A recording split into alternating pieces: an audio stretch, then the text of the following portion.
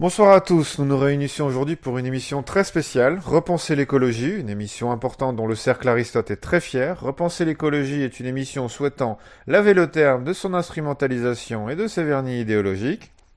L'écologie est un sujet trop sérieux pour être laissé dans de mauvaises mains, celle de Sandrine Rousseau ou des hommes en jet privé. En pleine COP27, il faut repenser l'écologie loin de l'alliance des financiers et des jeunes à cheveux bleus. Montrer le grand écart entre l'écologie politique et ses effets. Et pour cela, nous recevons monsieur Philippe Murer. Philippe Murer est un économiste et écologiste français connu et reconnu. Au-delà de ses prises de parole dans les médias et dans la presse, il est l'auteur de Comment réaliser la transition écologique et sortir du capitalisme du désastre. Deux ouvrages que vous retrouverez facilement sur le site du Cercle Aristote. Alors, le deuxième problème qu'on a résolu, la deuxième crise écologique franchement grave, qui aurait pu tourner à la catastrophe, c'est le trou dans la couche d'ozone, notamment au pôle sud. En fait, dans les années 90, on s'est rendu compte qu'il y avait un trou dans la couche d'ozone au pôle sud. Alors, la couche d'ozone qui est dans la stratosphère, c'est-à-dire à 30 ou 40 kilomètres au-dessus de la Terre. Le problème, c'est que l'ozone, justement, a un effet bénéfique quand il est à cette altitude-là. Il permet de filtrer les ultraviolets les plus nocifs. S'il n'y a pas ce filtre, en fait, les cancers se multiplieraient de façon complètement dingue, et c'est un vrai danger pour la vie sur Terre, la vie animale, mais même aussi, en partie, la vie végétale. Donc, c'était vraiment une énorme angoisse, d'autant que ça progressait à toute vitesse, comme on le voit sur le graphique 2 qu'on peut projeter ici. Entre l'année 80 et 90, on voit qu'il y a une énorme accélération du problème du trou dans la couche d'ozone dans l'hémisphère sud. La cause est trouvée, ce sont les fluides calorifiques qu'on utilise pour les frigos, la climatisation, ou qu'on utilise aussi dans les bombes aérosols, ce qu'on appelle les CFC, les chlorofluorocarbures. Et en fait, il y a eu un protocole international, donc l'international peut faire des choses intéressantes, un protocole international pour se passer des CFC, passer à quelque chose, à un produit calorifique, les HFC, qui, eux, ne sont pas dangereux et ne détruisent pas la couche d'ozone. Et le résultat, c'est que la couche d'ozone a arrêté de se détériorer, commence aujourd'hui le trou à se résorber, et dans 20 ou 30 ans, le trou sera complètement résorbé. En fait, pourquoi ça met un petit peu de temps à être résorbé? C'est parce que les CFC durent très longtemps dans l'atmosphère, donc il y a un effet de rémanence très long. Donc heureusement qu'on a pris le problème à bras-le-corps extrêmement vite, ça a permis de réparer peu à peu la problématique. Donc on voit qu'on est capable de trouver des solutions et de gérer des crises écologiques qui étaient franchement extrêmement graves. Destruction de la forêt par les pluies acides, destruction de la vie par les ultraviolets les plus dangereux qui ne seraient plus filtrés par la couche d'ozone. Voilà, Ce qui est voilà. intéressant, c'est justement que vous êtes... Pardon. Allez-y, allez-y. Bah, vous êtes complètement à l'encontre du discours contemporain catastrophiste. Vous démontrez bien par ces exemples que la technique, la volonté, c'est ce qui peuvent faire nous sortir de cette crise au lieu de désespérer les gens, quoi. Et plus généralement, est-ce que vous pourriez peut-être nous décrire la crise écologique actuelle Avec plaisir. Alors, on va prendre deux sujets parce que c'est les plus urgents, même s'il y en a d'autres, mais ça, c'est les deux sujets les plus urgents qu'il faut résoudre. C'est le problème du climat et le problème de l'agriculture et de la biodiversité. Alors, sur le problème du climat, on peut envoyer d'ailleurs le graphique numéro 3. En fait, il y a 25 ans, il y a eu une réunion très importante en 1997 à Kyoto. Et tous les dirigeants du monde entier se sont réunis pour signer le protocole de Kyoto. Et ils disaient, nous allons nous engager à réduire les émissions de CO2 et de gaz à effet de serre en général. Ce qui voulait dire aussi, bien sûr, réduire la consommation d'énergie fossile. D'abord dans les pays occidentaux et ensuite dans les pays en développement, qu'on dit aujourd'hui émergents.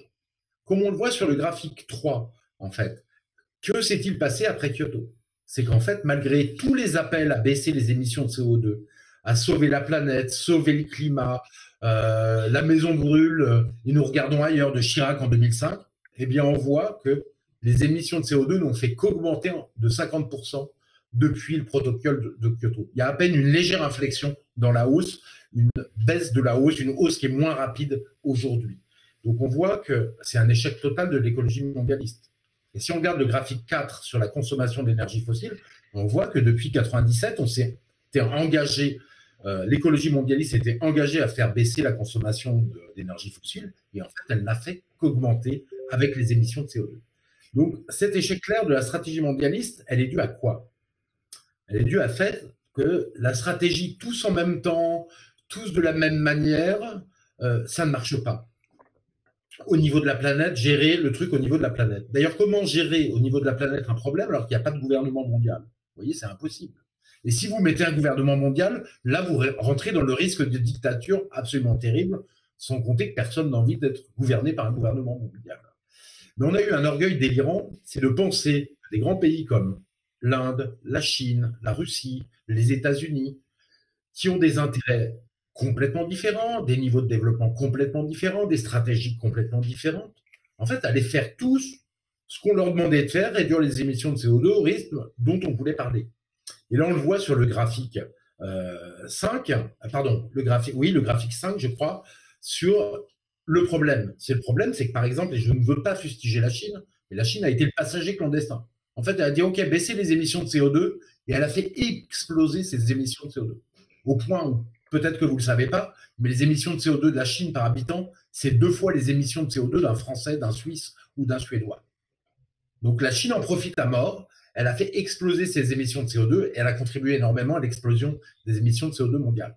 Le but, il n'est pas de les fustiger, mais le but, il est de montrer que cette méthode, tout simplement, ne marche pas parce que tout le monde n'a pas les mêmes intérêts et qu'il y a d'autres méthodes. Mais je vais revenir sur une petite chose, un petit truc connexe, mais qui a de l'importance aujourd'hui, David. C'est le fait qu'on ait dit pendant 25 ans, sauver la planète, arrêter les émissions de CO2, et qu'en fait, on n'ait rien réussi à faire là-dedans. Elles ont continué à exploser. Ça fait des jeunes qui sont malades d'anxiété sur l'écologie. Une partie des jeunes. Qui sont, on appelle ça d'ailleurs l'éco-anxiété. C'est une nouvelle maladie. Ou alors, on a des gens qui se collent aux routes, comme on le voit aujourd'hui, qui se collent au tableau pour dire, là, c'est la catastrophe, c'est l'urgence. Mais c'est normal. Si vous dites ça aux gens, ça va être la catastrophe si on ne réduit pas les émissions de CO2, vous ne le faites pas, vous mettez la population dans une psychose. Et un dérivé de cette psychose, c'est le véganisme d'ailleurs, c'est-à-dire le rejet complètement de la nature humaine, le rejet du fait que l'homme a besoin aussi des autres animaux et le fait qu'on n'aille faire que du végétal. Mais c'est un point de vue tout à fait dangereux. Alors moi, je vais vous proposer une autre méthode. C'est un premier pas. C'est-à-dire qu'au lieu de faire la méthode mondialiste, faisons une méthode nationale ou internationale entre plusieurs pays. Si un pays comme la France, avec d'autres pays, réussit à avancer, à faire sa transition écologique, par exemple sur l'énergie, à baisser massivement ses émissions de CO2, évidemment qu'à partir de ce moment-là, tous les pays du monde vont avoir envie de le faire, parce que les opinions publiques vont pousser à fond, vu que le sujet est fondamentalement sur la table. Et regardons ce qui s'est passé dans le passé. La France gaulliste, elle avait réussi à faire un plan absolument magique sur les émissions de CO2. C'est le plan Messmer 2 qui est fait par Denis les gaullistes, c'est-à-dire Pierre Messmer, Premier ministre de Pompidou, qui pour la crise pétrolière dit aux Français, il annonce, nous allons massivement produire maintenant notre électricité à base de nucléaire. Nous sommes sur du fioul et du charbon principalement, nous allons passer principalement à du nucléaire. Là, on peut envoyer le graphe 6 qui montre cette évolution sur un graphique et autre chose dont on va parler. Eh bien, grâce à cela, en 20 ans, la France construit 50 centrales nucléaires et on arrive à passer d'une électricité très carbonée et très dépendante de l'étranger, à base de fioul et de charbon, à une électricité sans CO2 faite en France, pas chère, à base de nucléaire principalement et d'hydraulique. Donc vous voyez, c'est carrément magique. Et ça, on est incapable de le faire aujourd'hui. On est incapable de le faire aujourd'hui, alors même que c'est la priorité. Donc on voit qu'il y a un bug. Et pourquoi on est incapable? C'est parce qu'on a détruit la notion de planification. C'est grâce à la planification, c'est-à-dire un contrat entre l'État et les boîtes privées, Framatome, Alstom, etc., qu'on a réussi à avancer aussi vite dans un programme qui a été extraordinaire. Il y a aussi le déclin de l'intelligence dans le monde occidental, mais d'ailleurs je pense qu'ils s'entendent parfois, j'ai l'impression, au monde entier, et puis la corruption qui envahit tout, qui fait que les problèmes ne sont plus traités correctement. Mais sur la figure 6, en fait... Pardon, vous dites justement, vous allez contre une idée reçue qui est que effectivement le climat est un problème à l'aune de la planète, mais qui doit avoir des réponses très différentes selon les localités en réalité. Exactement. Je vais vous donner un exemple. La Suède est bourrée de lacs, de montagnes. Donc pour son électricité, en fait, la moitié de sa production électrique, c'est de l'hydroélectricité. Donc, elle peut faire des choses extrêmement différentes qu'un pays comme la France qui n'a pas ses atouts. Ou comme un pays comme l'Italie ou l'Espagne qui a encore moins ses atouts. Donc, chaque pays doit le faire à son rythme, en tout cas au départ, mais surtout avec ses atouts nationaux. Et alors, je voulais mettre un point sur le nucléaire, ce qu'il nous a permis de faire en France, ce qu'il a permis de faire cette électricité depuis 1977, depuis le moment où elle est vraiment importante. Quand on fait le calcul, on a 14 000 TWh d'électricité nucléaire qui ont été produites. Si à la place de ça, on avait mis, allez, je vais être gentil, même pas du fioul et du charbon, des centrales au gaz naturel, combien on aurait émis de CO2 en plus? Là, si vous voulez, les centrales nucléaires, ça émet 4 grammes de CO2 par kilowattheure. Le gaz, c'est 418 grammes.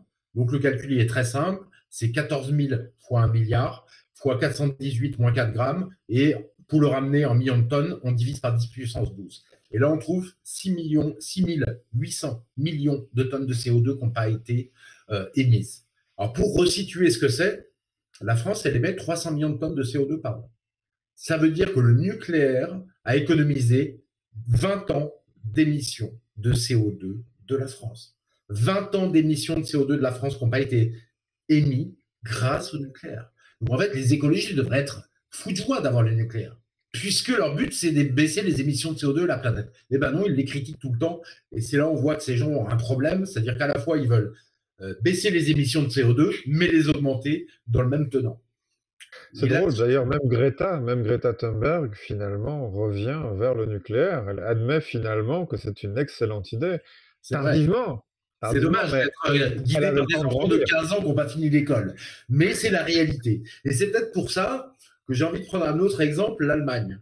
L'Allemagne, justement, ils ont fait une espèce de plan, mais un plan sans vraiment de l'État ou un État pas vraiment mis au bon niveau, mais pour faire des énergies renouvelables, pour sortir du nucléaire, pour leur électricité, faire de l'énergie renouvelable et baisser les émissions de CO2.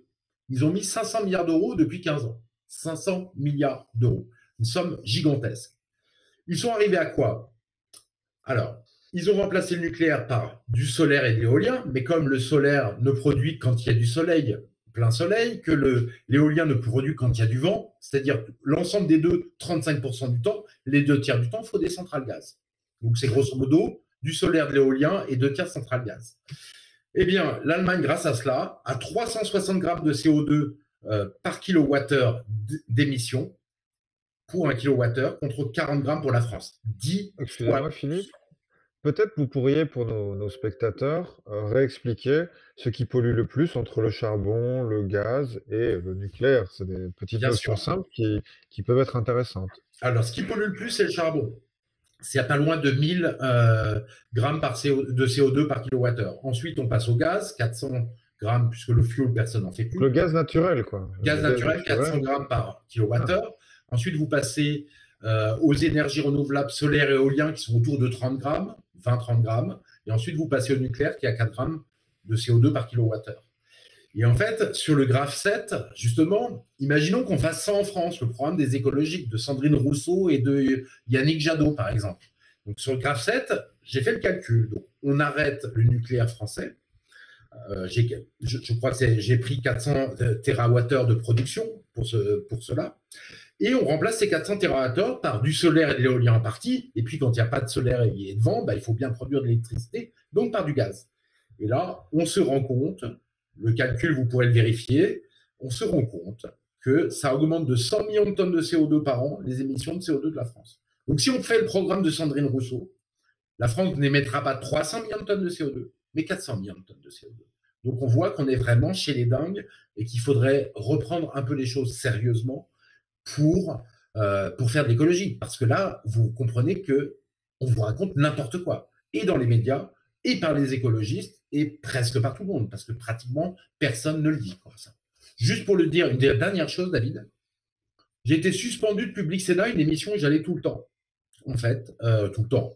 Tous les 1 mois ou 2 mois, ils m'invitaient. Et d'une émission de Public Sénat, qui était à 19h, je ne sais plus comment elle s'appelait, par Rebecca Fitoussi. Parce qu'en fait, au moment où j'ai expliqué ça devant une écologiste, Sandra Rigol, et qu'elle s'est retrouvée à bafouiller, à ne plus savoir quoi dire, à être trop mal parce qu'elle ne savait pas quoi dire, effectivement, je lui démontrais que son programme, c'était d'émettre plus de CO2. Et bien, à partir de ce moment-là, très bizarrement, toutes les invitations se sont arrêtées sur cette chaîne. Voilà. Et je ne suis invité dans aucun grand média pour parler de ce genre de choses, évidemment. Ah, c'est intéressant, vous arrivez quand même à extraire et à revenir aux réalités sur un terme qu'on utilise toute la journée. On parle de durabilité, enfin d'économie durable, et on utilise le langage de l'écologie à peu près toute la journée. Et en réalité, ce que vous démontrez, c'est que c'est des problèmes qui sont simplement mal pensés, qui ne sont pas quantifiés. Et quand on revient à la substance, finalement, on s'éloigne du discours politique. Et c'est là la force de votre discours. Exactement. Exactement. Et une dernière chose, mais on en parlera plus tard. Si vous voulez, le nucléaire, en utilisant les centrales de quatrième génération à neutrons rapides, en fait, il a été démontré, le Figaro a acquiescé, a dit que c'était vrai, c'est qu'il y a entreposé en France de quoi produire 2000 ans la consommation d'énergie française. Et 2000 ça, ans. c'est avec les déchets, donc c'est ça alors. Ouais, c'est avec l'uranium. En fait, c'est la partie de l'uranium qu'on n'utilise pas. On n'utilise qu'une micro-partie de l'uranium, 1%. Et il y a les 99% qu'on peut utiliser sans problème dans les centrales de prochaine génération. Et donc, avec ça, on a 2000 ans d'énergie de la France au niveau actuel. Donc, si vous voulez, on n'a aucun problème. Et le monde entier a 1500 ans de la consommation d'énergie mondiale grâce au nucléaire en passant à ces centrales. Évidemment qu'on n'aura pas besoin de 1500 ans. De toute façon, dans 50, 100 ans, il est quasiment certain qu'on aura la fusion thermonucléaire et l'énergie infinie qu'il faudra maîtriser, mais l'énergie propre et infinie. Mais on voit qu'il n'y a pas de problème d'énergie sans CO2 si on fait les choses intelligemment pour avoir de l'électricité propre, de l'hydrogène qu'on peut utiliser ensuite. On en parlera dans une autre émission, je pense, dans l'ensemble de l'économie.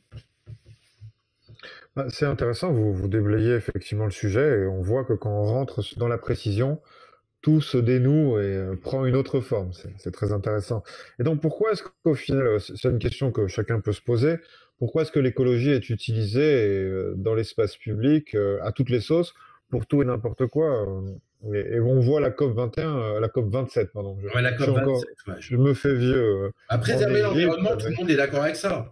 Donc fondamentalement, les politiques savent et les médias que tous les Français sont d'accord à préserver son milieu de vie. Donc c'est un levier en fait qui est activé pour faire cela, pour plaire aux gens et en les orientant dans une certaine direction. J'ai envie de parler d'un autre sujet, David, c'est l'agriculture et la biodiversité, qui est le deuxième sujet de l'écologie le plus important. Alors pourquoi mêler l'agriculture et la biodiversité? Tout simplement parce que l'agriculture devient de plus en plus intensive.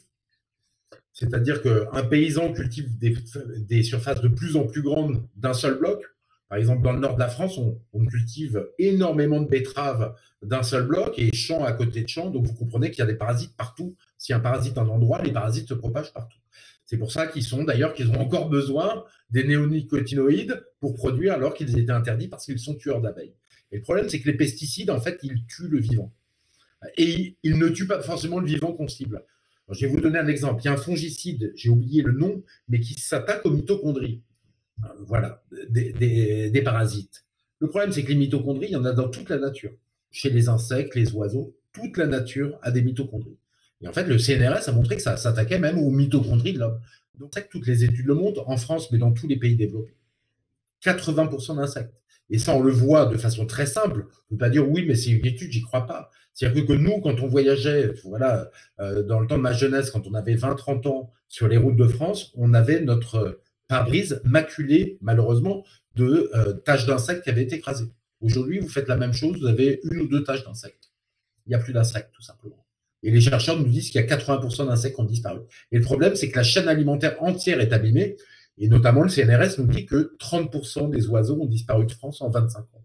Et qu'il y a un problème avec un trend extrêmement négatif.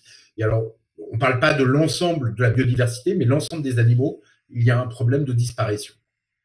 L'autre chose, c'est le problème des sols. C'est-à-dire qu'il faut s'occuper des sols. La moitié de la couche des sols, la couche arable, qui nous a été léguée par des centaines de millions d'années d'activité biologique, a été détruite, enfin, est partie, en fait, selon les époux bourguignons, qui sont des agronomes remarquables. Pour ceux qui veulent aller plus loin, vous achetez leur bouquin, vous allez comprendre plein de choses, tout à l'agriculture propre.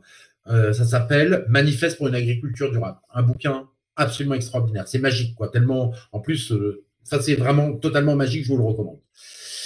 Donc, on a besoin absolument, en tout cas, d'une agriculture beaucoup moins intensive, qui respecte les sols, la faune, la flore, la vie, en fait, et notre santé, tout simplement.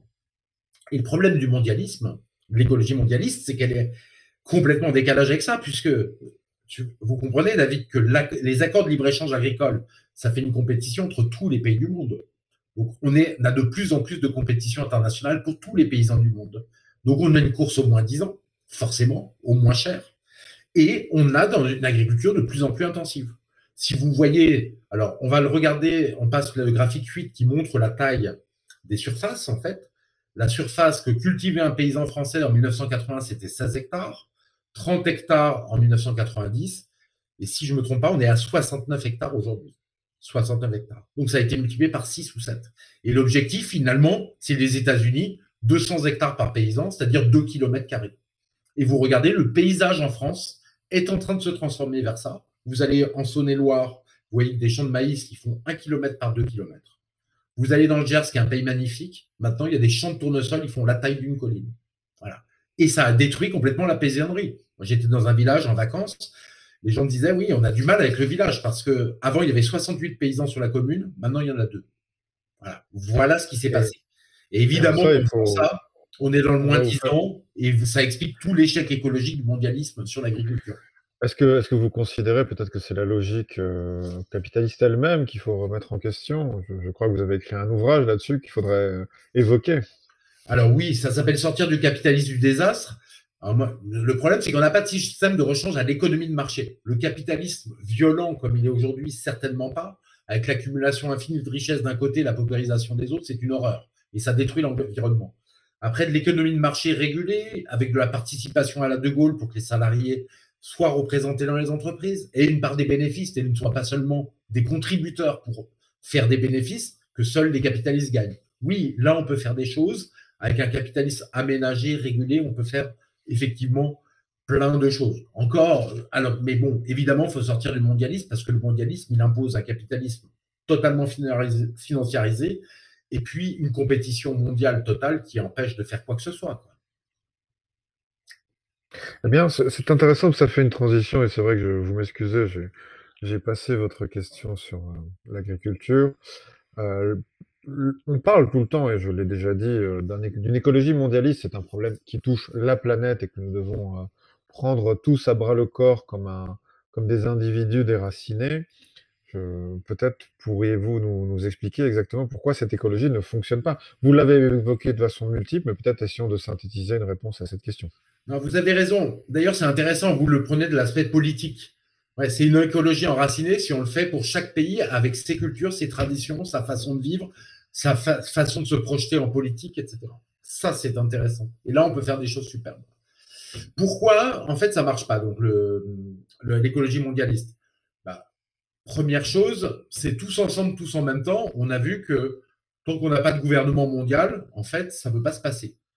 Les pays diront oui ou non, feront ou pas, mais personne ne peut obliger des pays comme la Chine à faire un programme écologique. La Chine fera ce qu'elle veut, quoi, malheureusement. Et on peut le regretter. Et même, j'irai plus loin, et ça, c'est extrêmement triste.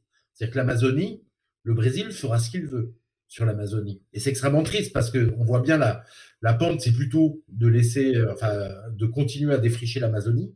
Mais si vous voulez, qu'est-ce que vous pouvez faire? À part faire une guerre ou faire une guerre économique contre le Brésil, pour les en empêcher, vous ne pouvez pas. Et là, vous serez incompris et là, ça va poser des problèmes énormes. J'espère que le Brésil n'ira pas trop loin, mais c'est très compliqué d'aller dire à un pays, tu fais pas ça, tu fais pas ça. C'est très compliqué. Et si vous le faites, vous allez avoir des problèmes politiques monstrueux. L'autre sujet, donc, l'autre problème, si vous voulez, c'est que ça bloque le processus, le mondialisme. Je vais vous donner un exemple. Si on laisse les pays intéressés aller le plus rapidement sur l'écologie, sur les problèmes écologiques, créer, développer des produits écologiques pour leur marché national principalement, beaucoup plus vite que les autres, et en leur permettant de protéger leur production par du protectionnisme intelligent.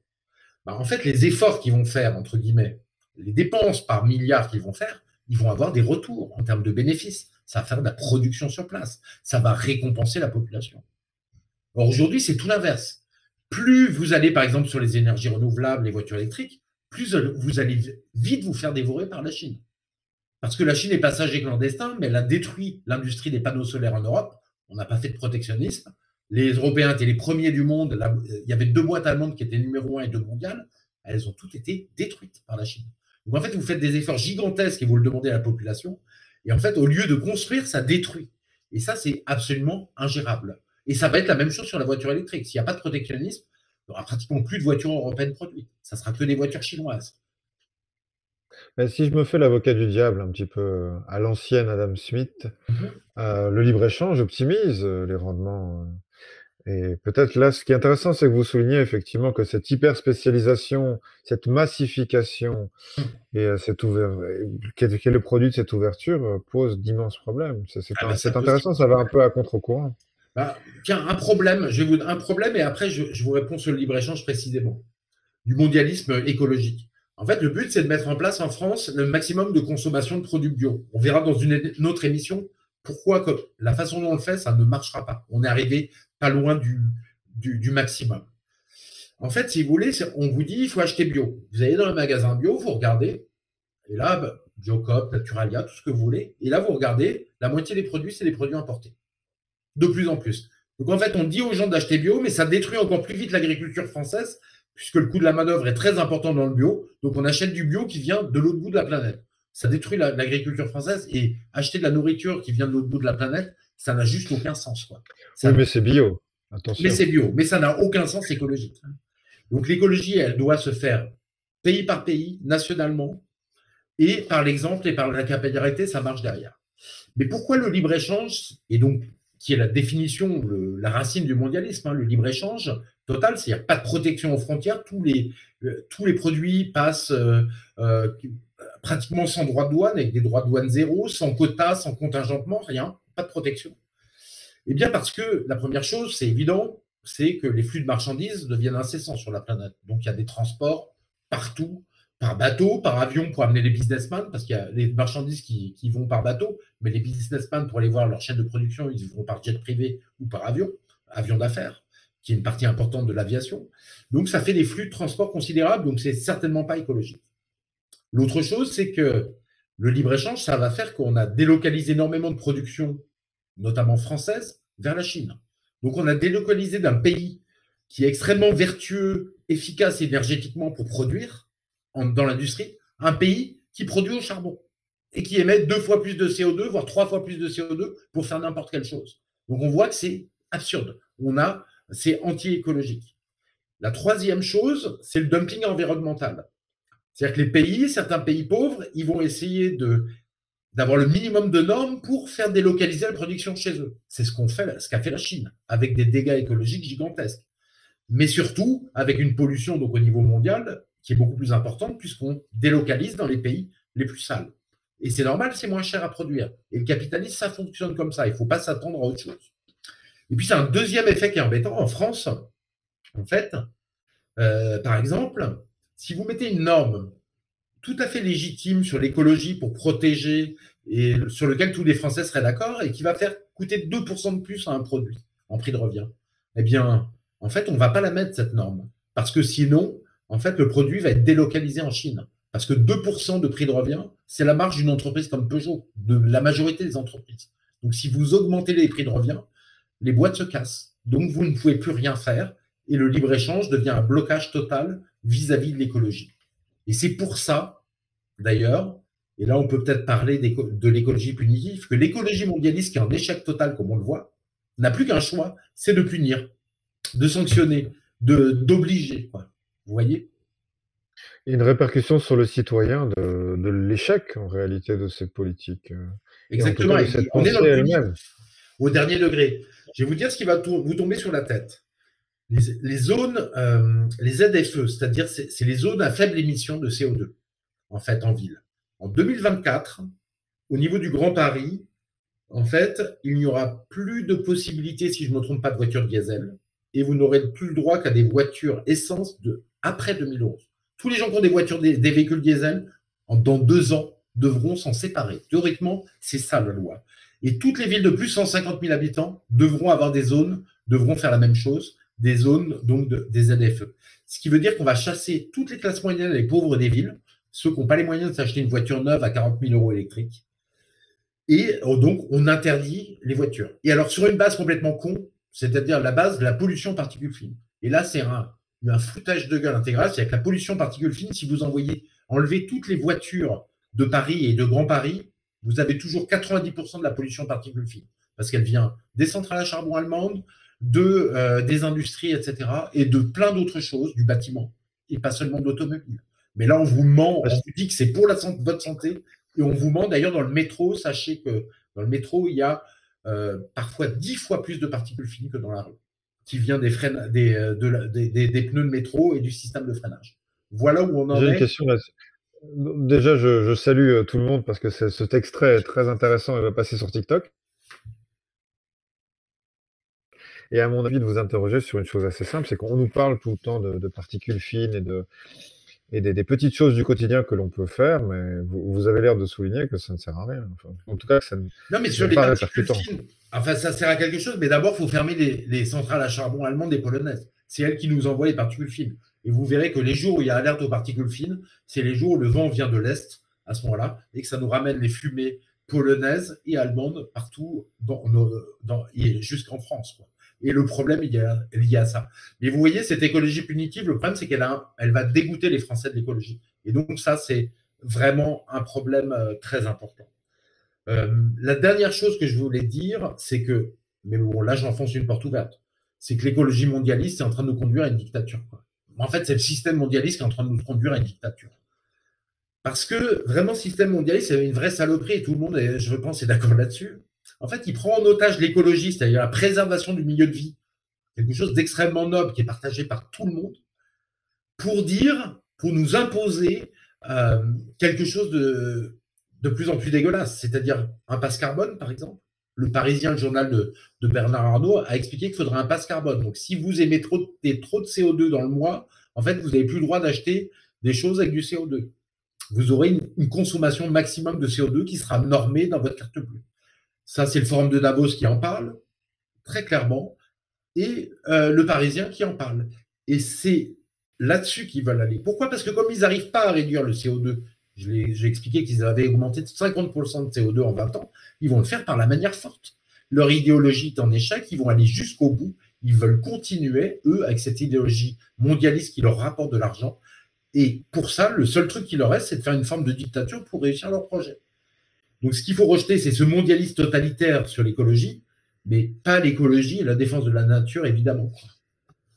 Il est probable quand même que le bébé parte avec l'eau du bain et malheureusement, pour le J'espère. citoyen lambda que nous sommes aussi, il voit une politique écologique qui a mené simplement à l'ouverture de centrales à charbon et on lui demande de ne plus utiliser sa voiture thermique pour que une petite minorité puisse utiliser des voitures électriques. Et comprenez On le est un pauvre absurdiste, c'est citoyen, il vrai se pose des questions.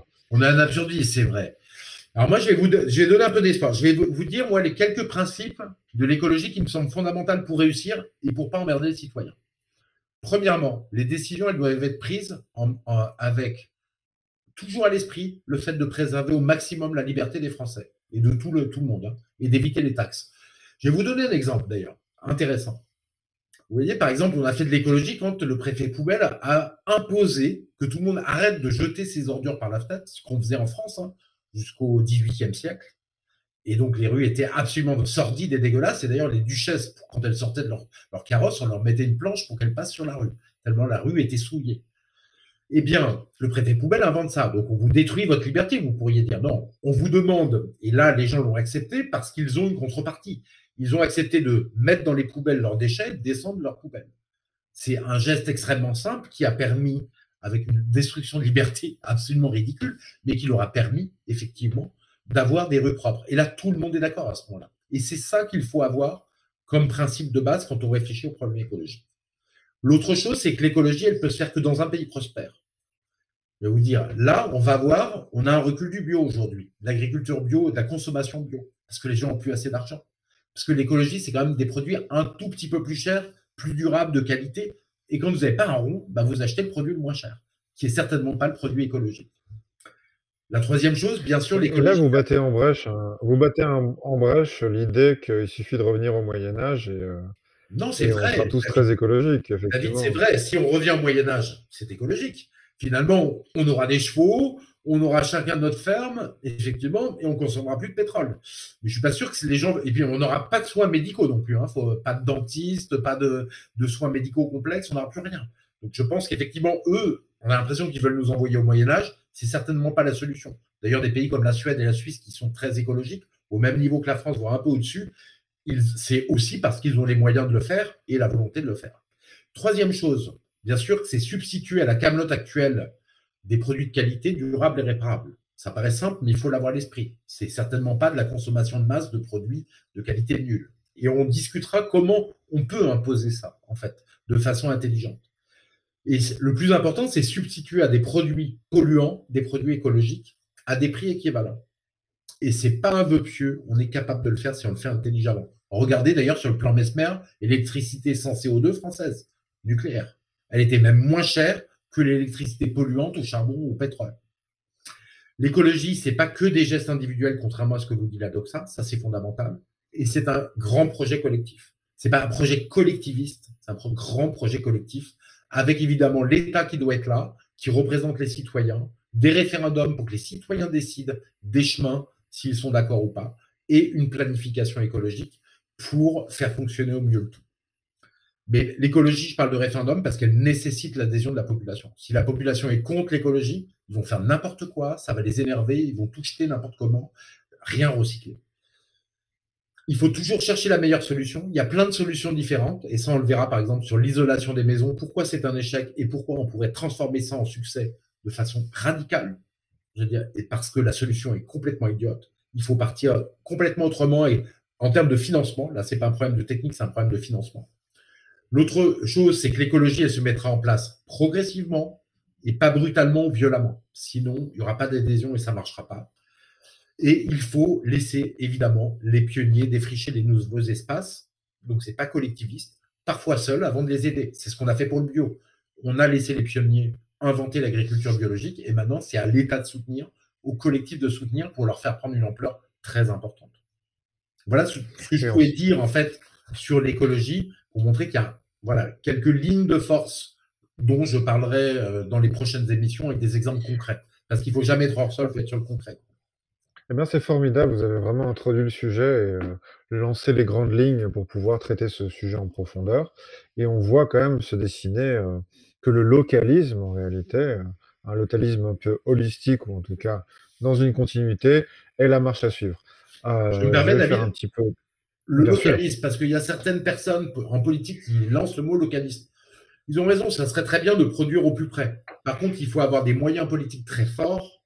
Je veux dire, il faut être souverain pour imposer le localisme, c'est-à-dire des taxes aux autres produits, pour que les produits locaux soient moins chers et soient privilégiés. Parce que certaines régions sont localistes par nature, il y en a très peu en France, mais en général, les gens n'ont pas cet intérêt, donc il va falloir le faire en privilégiant avec une politique souveraine. Il ne suffit pas de lancer le mot, il faut lancer des politiques. Excusez-moi pour le Non, mais vous avez raison, vous avez très très bien fait de me reprendre. Je tiens à remercier Cassé Marcus pour son don. Nous vivons de vos dons et donc nous sommes très très contents et c'est une forme de soutien qui nous aide beaucoup. Nous avons donc tracé les grandes lignes et nous allons peut-être passer le plus simplement aux questions du public. Avant cela, je vais très brièvement rappeler que nous avons aussi l'économie en eau trouble pour lequel nous avons reçu Monsieur Murer aussi. Donc c'est un membre du cercle qui est très prolifique avec notre ami Charles-Henri Gallois, qui est aussi une émission intéressante là-dessus. Nous envoyons plusieurs formats pour alimenter notre objectif d'éducation populaire et nous espérons que cela vous plaise. Et si cela vous plaît, mettez-le dans les commentaires et partagez le contenu. Embêtez votre tantine un petit peu écolo avec des concepts réalistes. Merci à tous. Avec cela, je vais donner un peu de vocalise. Je vais être la voix du public. Une première question, Monsieur Murer de Chandos. Comment concilier les difficultés internationales comme la pollution avec des solutions convenues à l'échelle nationale? Bon, vous y avez déjà partiellement répondu, mais vous pouvez peut-être faire une réponse. Le but, c'était au problème global, réponse globale. Dans l'histoire, on n'a jamais fait ça. Généralement, c'est des pays qui ont inventé quelque chose et ça s'est répandu dans les autres pays parce que c'était une bonne solution. Donc moi, je pense qu'au niveau national, par exemple, imaginons que la France réussisse ou qu'un autre pays réussisse à montrer qu'il concilie de l'écologie, par exemple, arrêter les émissions de CO2, les énergies fossiles, en ayant l'économie qui marche, qui fonctionne bien, sans détruire des emplois, évidemment que les autres pays iront le suivre. Et c'est tout à fait possible, c'est pas du tout un vœu pieux, c'est ce que je démontre dans mes bouquins, et on a tous les outils pour le faire. En fait, le seul outil qu'on n'a pas, c'est l'outil politique, mais tous les autres outils, on les a pour le faire, et sérieusement. Voilà, ça se transmet Une par question de capillarité. Bébert 3000. J'ai entendu dire que les combustibles sont ce qui pollue le plus, particulièrement sur les océans pour le transport. Est-ce vrai? Vous voyez Pas il y a de spécialement tout sur comme les question. océans. Le transport par des océans, ça se fait par des énormes porte-conteneurs maintenant. Mais fondamentalement, ça pollue, mais c'est pas ce qui pollue le plus. Non, ce qui va polluer le plus, c'est aussi ce qui est à l'intérieur, les voitures, les camions, les avions, etc. Sauf qu'en fait, on le verra, tout ça, on est capable de faire des avions hydrogène. C'est pas moi qui le dis, c'est GIFA, c'est-à-dire le groupement français des industries aéronautiques. En 10 ans, on est capable de faire des avions hydrogène. On a déjà des voitures hydrogène. On a des trains hydrogène Alstom qui roulent en Allemagne. Et bien entendu, comme Macron est anti-français, il n'en a pas fait commander par la SNCF. Alors qu'on a plein de locomotives diesel à remplacer. Parce que tout n'est pas électrifié, parce que c'est trop compliqué, ces petites lignes. Il y a plein de locomotives diesel à remplacer. Il faut les remplacer par des trains à hydrogène. Donc vous voyez, voilà, la pollution, elle est un peu partout sur toutes les problématiques. En tout cas, la pollution aux énergies fossiles, c'est aussi les transports nationaux. Et ça doit être réglé, ça peut être réglé en une vingtaine d'années. On peut avoir des transports non polluants, très clairement. Une question de Georges 305. Est-ce qu'il est possible de restaurer les sols bétonnés? Alors, l'artificialisation des sols, c'est un autre sujet qui est un sujet complexe. Oui, on est capable de le faire. Après, le problème, vous voyez, c'est que là, si on laisse l'économie se faire et les gens complètement libres, qu'est-ce qui se passe? On perd un département tous les 10 ans. Il y a un département tous les 10 ans qui est bétonné. Et c'est là où il va falloir trouver une solution intelligente pour arrêter de laisser la liberté totale aux capitalistes d'installer des hangars partout. Vous le voyez dans certaines régions, c'est catastrophique. Il y a des hangars partout. Maintenant, on va manger au restaurant dans un hangar. Avant, c'était en centre-ville. Maintenant, c'est dans un hangar. J'ai vu en Bretagne un notaire installé dans un hangar alors qu'il y avait un centre-ville magnifique. Donc, il y a une question, c'est comment on gère cela. Ça, c'est pas un truc simple. Parce que moi, j'ai pas envie qu'on détruise la liberté des gens. Mais les gens, quand on leur laisse la liberté totale sur ce sujet, ils bétonnent. Il y a un truc qui devrait être essayé, c'est-à-dire de taxer les entreprises, transférer une grosse partie des taxes des entreprises, par exemple, une taxe sur la valeur ajoutée ou des taxes comme ça, de les transporter sur l'occupation de terrain qu'elles font, l'occupation au sol qu'elles font, pour qu'elles minimisent l'occupation au sol et ne construisent pas des hangars gigantesques. Eh bien, on les taxe sur cette quantité-là, de façon neutre, c'est-à-dire qu'on enlève d'autres taxes pour mettre une taxe là-dessus, et de façon complètement neutre au niveau des taxes globales. Moi, je pense que c'est une solution. Et puis, ceux qui n'ont aucune valeur ajoutée dans une économie qu'on rend prospère, ceux qui n'ont aucune valeur ajoutée et qui ont besoin d'un hangar de 5000 m² pour produire 50 000 € de chiffre d'affaires, ça n'a pas de sens, quoi, évidemment. Eux, ils arrêteront l'activité ou ils la céderont à d'autres. Et là, on pourra avoir un retour de sol bétonné, hangarisé, un retour à la nature de tout cela. Une question de Mokhtar 12. Quel est l'intérêt du capitalisme international de vouloir subventionner le tiers-monde? C'est vrai que pendant la COP 27 et pendant les précédentes COP, on entend qu'on veut envoyer de l'argent dans le tiers-monde. Qu'en est-il vraiment? Vous êtes sûrement mieux informés que nous tous. Alors, c'est vrai que quelque part, les pays dits riches, qui sont de moins en moins riches, comme tous les pays occidentaux, effectivement, financent pas mal de choses dans les pays émergents. L'intérêt, en fait, il est très simple, c'est qu'en fait, ils veulent qu'il y ait le mondialisme et que toute la planète devienne plate avec des pays qui ont tous les mêmes ressources. D'ailleurs, ça, c'est pas la pire des choses, mais surtout que le commerce reste parfaitement libéré, un libre-échangisme total partout, avec zéro douane. Pourquoi? Que Klaus Schwab, il le dit, ça fout en colère les classes moyennes et populaires, comme les Gilets jaunes en France, il en parle nommément dans son bouquin, parce qu'ils n'ont plus assez d'argent, parce qu'eux, ils perdent dans cette compétition. Ça met en colère les Anglais, les Américains qui ont voté le Brexit ou Donald Trump pour ça. Cette mondialisation qui est un échec total est une catastrophe pour les classes moyennes et populaires occidentales. Mais eux, ils veulent continuer parce qu'ils font du pognon. Voilà, c'est tout. On en est là-dessus. Et ils veulent continuer coûte que coûte. Est-ce que Oui. Est-ce que le lumpen du tiers-monde, il gagne quelque chose? Peut-être que ça aplanit et c'est effectivement fait monter le revenu moyen mondial. Je me fais l'avocat du diable. C'est pas faux, mais ça a fait monter les inégalités partout. C'est-à-dire que les inégalités en Chine sont à des niveaux absolument stupéfiants, quoi, très clairement. Et en fait, c'est en train de faire monter les inégalités partout. Et le problème, c'est que les sociétés, quand les inégalités deviennent dingues, ne deviennent plus gérables. Et moi, je pense que, de toute manière, ce qu'il y a de mieux, si vous voulez, l'Asie, pourquoi elle s'est développée? Parce qu'il y avait du libre-échange, mais c'est surtout parce qu'ils ont fait du protectionnisme. C'est-à-dire qu'eux, ils ont fait du protectionnisme intérieur, la Chine au maximum. Ils ont fait en sorte que les autres ne puissent pas produire, par exemple, aux États-Unis pour vendre en Chine. C'était extrêmement compliqué. Et inversement, eux ont tout fait pour vendre à l'étranger. Donc, ils ont fait du mercantilisme et du protectionnisme. C'est à l'abri du protectionnisme qu'ils ont créé toute leur richesse industrielle. C'était le Japon d'abord, puis la Corée du Sud, Taïwan, la Thaïlande, le Vietnam, maintenant c'est l'Indonésie. Et c'est par le protectionnisme et non le mondialisme. Il dit, eux, ils se protègent, très clairement. Les Chinois, d'ailleurs, les ordinateurs, tous les ordinateurs de l'administration chinoise seront des ordinateurs chinois avec des logiciels chinois. Ils ont décidé de ça, et en 2 ans, ça va être fait. J'ai une question plus difficile pour vous, qui va probablement vous exercer toute votre intelligence. Si on fait l'appel au protectionnisme dans une économie dirigée, cela veut dire qu'en France, nous ferions appel à François Bayrou pour sauver la planète. Qu'en est-il? Oui, disons qu'effectivement, il nous faut un commissaire au plan si on veut faire de la planification, ce qui était le cas en fait, entre 1945 et 1975, il y avait un commissaire au plan tout à fait effectif. C'est lui qui a permis d'ailleurs de lancer le plan électronucléaire, mais aussi le plan télécom, les plans pour avoir de l'eau potable partout en France. On a eu des progrès extraordinaires. Effectivement, il faudra juste virer le responsable du plan, c'est-à-dire qu'il y a Bayrou aujourd'hui, et tout va bien se passer, quoi. Si on pouvait s'occuper de Bruno Le Maire au passage, ce ne serait pas une catastrophe. Euh, Orbitech 67. Oh mon Dieu, attendez, excusez-moi, on a écrit plusieurs questions à la fois. D'après vous, faut-il complètement rejeter l'idée d'un gouvernement mondial ou une forme de gouvernement mondial pleine de sagesse peut-elle être pensable? Alors, ce qu'on voit, c'est que les mondialistes ne sont pas pleins de sagesse, hein. Bien au contraire, quand on voit Schwab, Bill Gates, tous ces gens-là, vous savez, l'esprit humain est ce qu'il est, hein.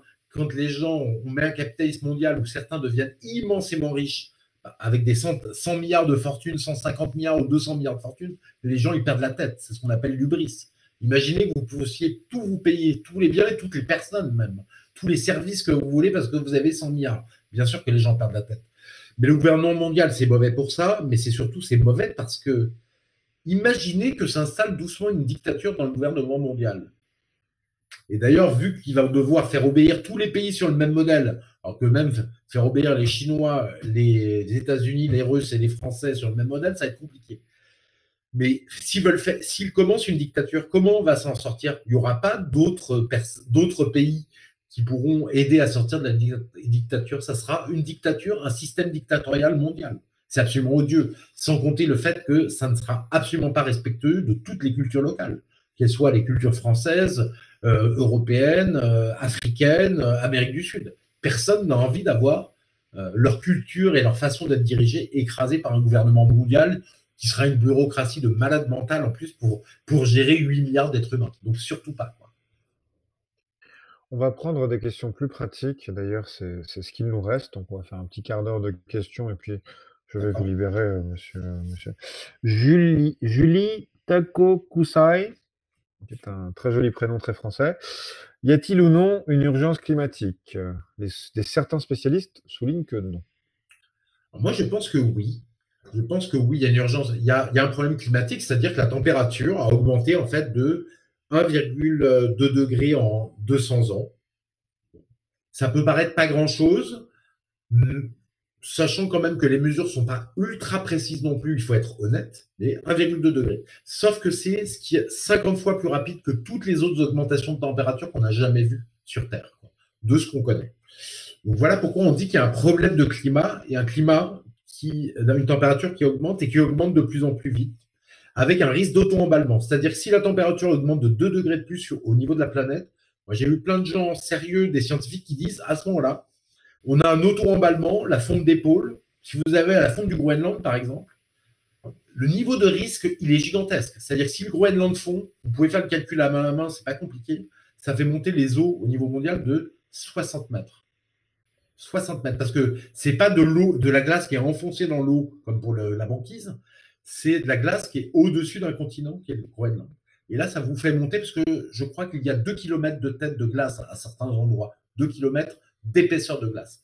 ça fait monter de 60 mètres, ce qui veut dire que ça fait disparaître des parties entières de la France. Juste la Provence jusqu'à Arles, toute la Camargue, évidemment, une partie de la région nantaise, bordelaise, etc. Donc, les risques, il est gigantesque. Moi, je pense qu'il y a ce problème, mais de toute manière, il y a un autre problème qui nous oblige à nous passer d'énergie fossile, c'est le pic pétrolier, qui sera suivi plus tard d'un pic gazier. Le pic pétrolier, si vous voulez, c'est qu'on se rapproche d'un moment où la production de pétrole va baisser, parce qu'on aura extrait la moitié du pétrole de la planète. On en discutera plus précisément dans une autre émission. Et on approche très clairement de ce pic pétrolier, il y a plein d'indices qui le montrent, et à ce moment-là, ça sera un énorme problème si on n'a pas fait notre transition énergétique, parce que le pétrole, il ne sera pas à 100 $, mais il sera 300, 400 $ le baril. Ça va ruiner l'économie mondiale. Il vaut mieux être prêt avant à se passer de pétrole, d'essence, etc. Donc les deux questions sont liées. Cependant, je reconnais qu'il y a des gens qui disent des choses intelligentes, comme Marconius sur Twitter, par exemple. Allez le suivre. C'est une mine d'informations. Il décortique toutes les statistiques et il trouve des choses qui sont tout à fait intéressantes et qui mettent en doute la violence de la hausse du réchauffement. S'il nous entend, nous serions heureux de le recevoir et d'en discuter avec lui. C'est une question de Stéphane Chamignon. Nous avons récemment mis sur le dos du réchauffement les incendies. N'est-ce pas plutôt une question de gestion des forêts et de démantèlement de l'ONF? Je ne sais pas ce qu'est l'ONF, si vous pouvez aussi préciser ce que c'est. Alors, en fait, il y a très peu d'incendies. La France a de moins en moins de surface de forêt brûlée, très clairement. Et ça, c'est un trend depuis 30 ou 40 ans.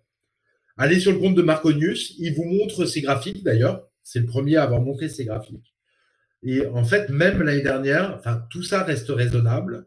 Par contre, il y a une mauvaise gestion effectivement des forêts parce que l'ONF est totalement pressurisé avec des licenciements, un management de type privé pour l'ONF qui devrait être de type public. Donc là, il y a un problème et surtout, il y a un problème de canadair. C'est-à-dire qu'on a une flotte de canadair qui n'est pas entretenue et donc il y a plein de canadair qui sont cloués au sol.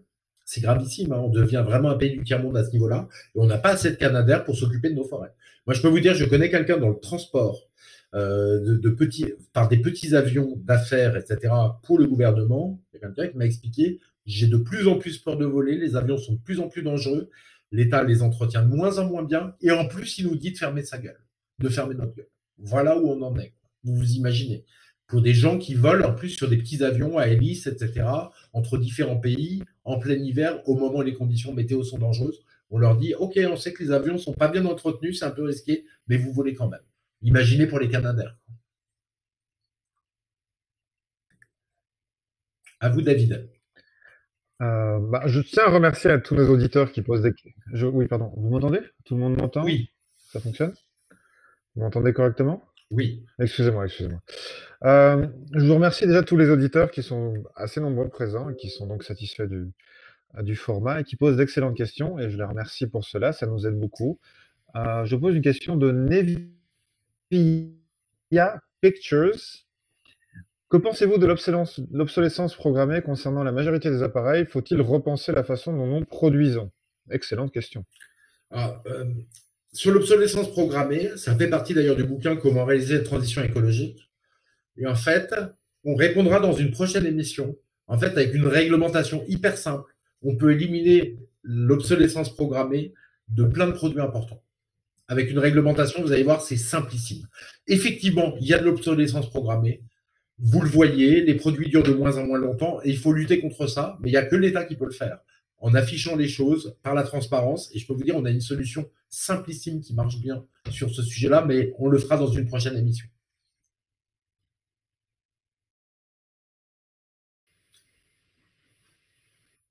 Évidemment, on essaie de donner la parole à tout le monde et on ne sélectionne pas les questions. Effectivement, ce sont des sujets que j'espère nous aborderons dans des prochaines émissions, si cette émission-ci fonctionne correctement. Deuxième question d'Orbitech 67, un amoureux des années 60.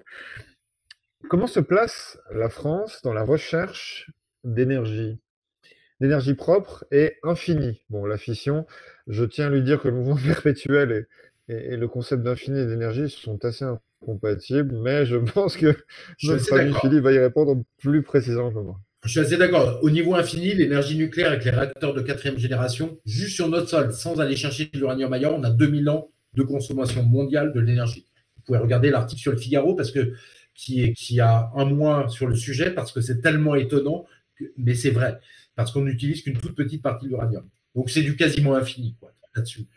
On a la fusion thermonucléaire qui nous permet de faire fusionner les atomes de deutérium, d'hydrogène en fait, et de récupérer par E égale mc2, donc la masse fois la vitesse de la lumière au carré, une énergie absolument monstrueuse. Et là, on est dans l'énergie des étoiles et une énergie quasi infinie.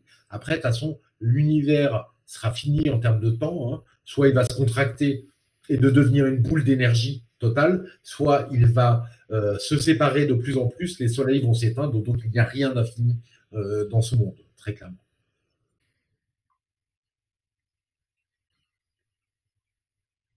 J'avoue que je ne pensais pas avoir une question sur les lois de la thermodynamique, mais c'est toujours amusant et intéressant. Monsieur Airplay, qui a un nom imprononçable, comment se débarrasser progressivement... Ah, non, je ne vais pas la poser, excusez-moi. Elle est un petit peu désobligeante. Elion Field, comment peut-on croire à une croissance infinie dans un monde qui est manifestement parfaitement fini? Très bonne question. Il est impossible de faire une croissance infinie. Peut-être notre dernière question. Parfait. Bon, c'est impossible de faire une croissance infinie dans un monde fini. Donc, moi, ce que je propose, c'est 2 étapes. C'est d'abord montrer aux gens qu'on est capable de faire, en restant en économie de marché, mais beaucoup plus réglementée et respectueuse des humains et de la nature, on est capable de le faire. Et surtout, de montrer aux gens qu'on est capable de faire une production écologique, d'avoir des produits écologiques. Parce que revenir à l'âge de pierre ou au Moyen-Âge sans avoir plus de soins, donc en souffrant chaque fois qu'on est malade, je pense que personne n'en a envie. Donc l'idée, c'est d'abord de montrer aux gens, je pense, qu'on peut avoir une économie écologique complètement respectueuse de l'environnement. Après, c'est vrai que la question, elle est juste. Sur le très long terme, c'est-à-dire 50, 100, 200 ans, il va falloir absolument se bouger et trouver un nouveau système philosophique. Parce que le capitalisme nécessite de la croissance, et la croissance infinie est impossible en monde fini. Mais ça veut dire quoi? Ça veut dire que vous sortez du capitalisme et de l'économie de marché. Vous rentrez en quoi? En communisme, personne n'en a envie. Donc il va falloir inventer un nouveau système philosophique. Et là, c'est le job de philosophe, et de travailler éventuellement avec les économistes pour trouver un nouveau système qui nous permette de ne pas avoir de croissance infinie et d'avoir un système économique et philosophique qui tourne sans croissance infinie. Mais je pense d'abord, montrons qu'on est capable, dans notre monde, parce que personne ne veut abandonner tout son confort, et le confort, c'est aussi être soigné à l'hôpital, chez son dentiste, etc., chez son médecin, avoir des médicaments pour se soigner. Donc on ne veut pas abandonner tout le confort moderne. Donc essayons, et on peut le faire, d'avoir une économie qui ne pollue plus ou qui pollue un minimum. Et après, les gens vont changer dans leur tête. Ils vont de plus en plus aimer l'écologie si on réussit à le faire et si l'écologie donne des bons résultats. Et là, on pourra changer vers un autre système philosophique et à tout le monde de réfléchir quel système. Puisque le capitalisme ne fonctionnerait pas, le communisme non plus, quel système inventer pour cela? Voilà. Bon, je pense que c'est un bon mot de la fin pour ouvrir à d'autres horizons. Quoi. Je tiens à vous remercier, Monsieur Philippe Murer. Nous sommes très fiers au Cercle Aristote d'avoir effectivement suivi votre proposition de faire une émission sur l'écologie. Nous souhaitons et nous espérons que si elle fonctionne correctement, si elle vous plaît, vous puissiez le dire dans les commentaires, et nous en ferions d'autres pour syrier, repenser pleinement l'écologie, et ce sera grâce à vous et à votre soutien. Nous soulignons à côté de cela que Philippe Murer a 2 ouvrages très importants sur la question, qui sont paradigmatiques, qui seront dans la description de la vidéo, et à côté de ça, nous vous soulignons aussi que nous sommes très proches, je rêve que nous arrivions aux 100 000 abonnés avant que la vidéo sorte. Dans tous les cas, si vous pouviez vous abonner, même si nous passons les 100 000, je vous en remercierai. Je vous remercie, M. Murer, pour votre venue et votre Merci temps et votre science. Et je remercie nos auditeurs pour leur écoute. Excellente Avec soirée plaisir. à tous. Très bonne soirée à tous. Chers camarades, si tu veux plus de contenu, de réinformation, d'éducation populaire et de formation intellectuelle, n'hésite pas à faire un don sur notre page Tipeee.